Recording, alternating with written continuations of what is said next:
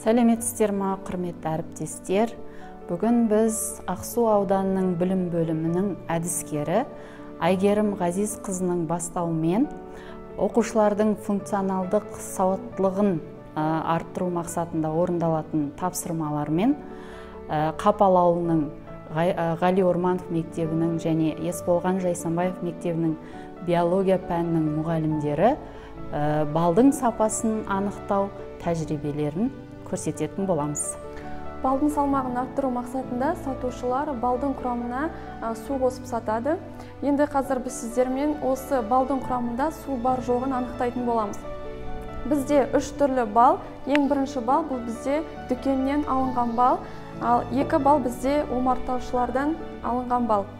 Енді қазір ең алдымен осы 3 балды біз сүлгіге салып аламыз.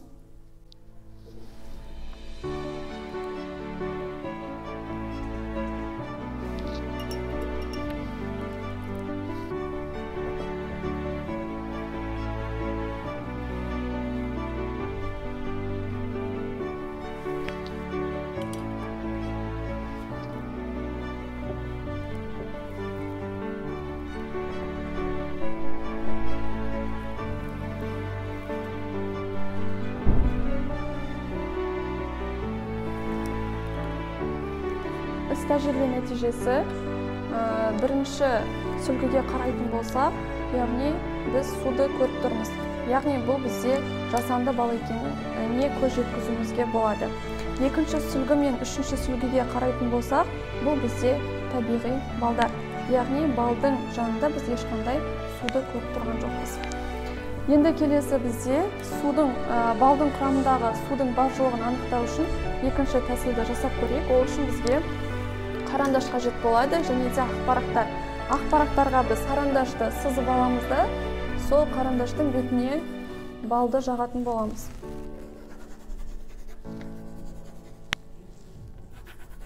Егер де қарандаштың түсі орында сақталмай, яғни еріп кететін болса, яғни балдың құрамында су бар деген сөз.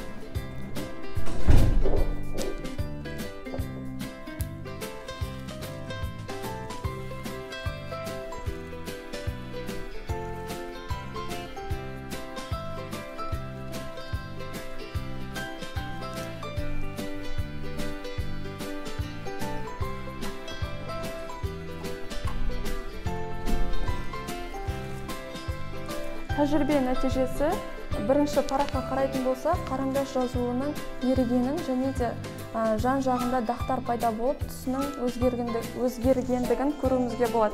Яғни бұл балдың құрамында су бар деген сөз. Екінші және де үшінші параққа қарайтын болсаңыздар, бұл жерде ешқандай суды көріп тұрған жоқпыз. Яғни бұл бал табиғи таза бал деген сөз. Біздің келесі екінші тәжірибеміз балдың құрамында қанттың бар жоғын анықтау. Себебі кейбір сатушылар балдың сапасын арттыру үшін, жаңағы салмағын арттыру үшін қант қосады екен. Соны анықтау үшін мынадай қысқаша үш тәжірибе жасап көрсетейік.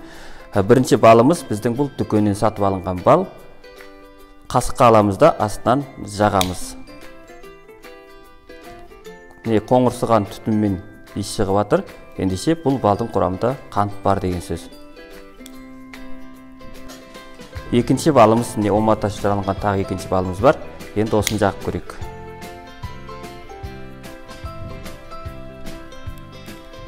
Қара қоңырланып, бұл балдан да қара түтін шықты.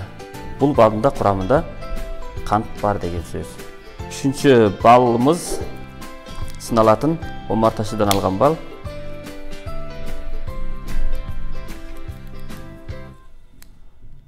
Міне бұл балда ондай не жоқ. Жаймен ғана. Бұл балда да бал бар, бірақ қант бар, бірақ аздау. Ақырын ұзақ уақытта қарайды. Не осылай балдың құрамында қант бар жоқтығын анықтауымызға болады екен. Келесі біздің жасайтын үшінші тәжірибеміз, яғни балдың жасанды және табиғи бал екенін анықтауда. Көбінесе жаңағы әріптестеріміз айтып өткендей, табиғи балға жұмыртқа, крахмал, ұн қосылып сатылады. Енді соны анықтауда сіздерге қысқаша тәжірибе ұсынғым келеді. 3 мензуркаға суды құямыз бірдей мөлшерде. Суды құямыз. Және бұған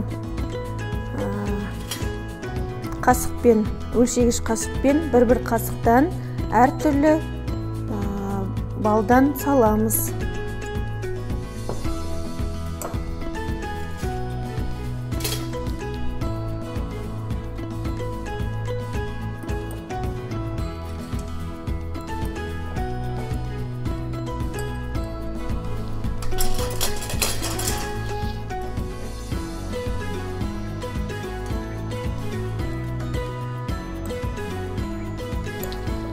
Салып, таяқшамен араластырамыз.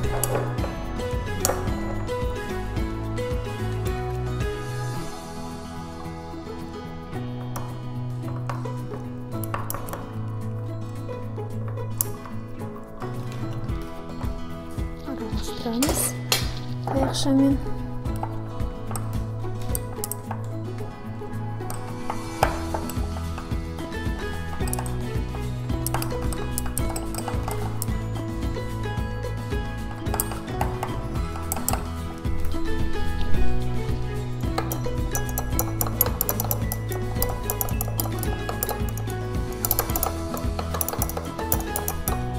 Араластырамыз. Енді осы араласқан балға біз жаңағы құрамындағы ұн, крахмал, жұмыртқаны анықтау үшін бізге йод тамшысы қажет. Яғни шымшуырмен 1-2 тамшыдан әр балға йод тамызамыз.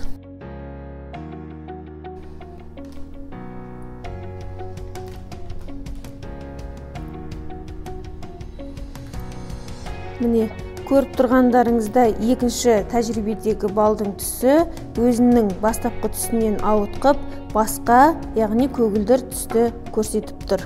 Бұл тәжірибедегі байқағандарыңыздай, бірінші және үшінші балда крахмал және ұн бар екені анықталмады, яғни өз бастапқы түстерінде қалды. Ал екінші жаңағы балда құрамында крахмал немесе ұн бар екені анықталып тұр. Яғни йод пен крахмалдың қосындысында йод көгеріп басқа түске айналып отыр.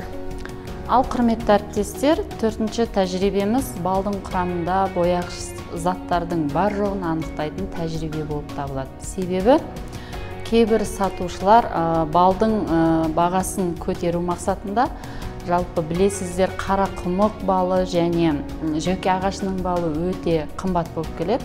Сол себепті балға бояғыш заттар қосып, қара құмық балына немесе жөке ағашының балына ұқсатқысы келеді. Сол бояғыш заттардың бар жоғын анықтау мақсатында келесі тәжірибені орындап көрейік.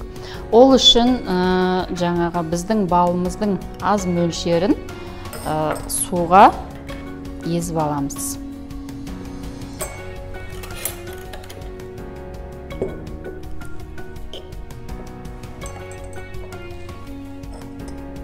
Жалпы табиғи және жасанды балды анықтауда осы сумен араластырып езіп көрудің тәсілі ең тиімді. Себебі таза бал болса, жаңағы сумен бал араласқанда ешқандай тұнба, бөгде бір заттар суда болмау керек. Бірінші жаңағы сынамалы балымыздың ертінсінде ешқандай қосылғыш бояғыш заттар жоқ екенін анықтап тұрмыз. Мөлдір таза, қымбасыз, мөлдір таза су болды. Екінші сынамадағы балымызды ертіп көрейік.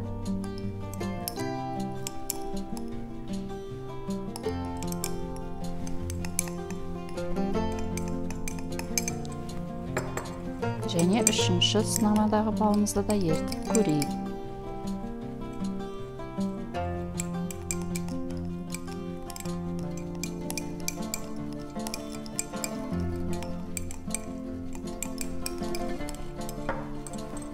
Жалпы екінші сынамамызда дағы жаңағы біздің растворымыз дейді ғой, растворымыз кішкене түсін сарғыш қып өзгерткен сияқты. Назар аударыңыздар. Ал үшінші сынамамыздың ешқандай қоспасы жоқ екенін анықтаймыз тағы да. Мөлдір таза су сияқты. Осындай тәжірибелер жасау арқылы балдың сапасын анықтап, жасанды не табиғи бал екенін білуімізге болады, құрметті әріптестер. Ал құрметті әріптестер, бүгінгі тәжірибемізді қорытындыласақ, өздеріңіз көріп отырғандарыңыздай балдың сапасын анықтайтын қарапайым тәжірибелер жасап көрсеттік. Міне бұны күнделікті сабақта оқушыларыңызға да көрсетулеріңізге болады. Қарапайым тәжірибелер бұл арқылы оқушылардың функционалдық сауаттылығын арттыруымызға себебін тигізеді деп ойлаймын. Рахмет.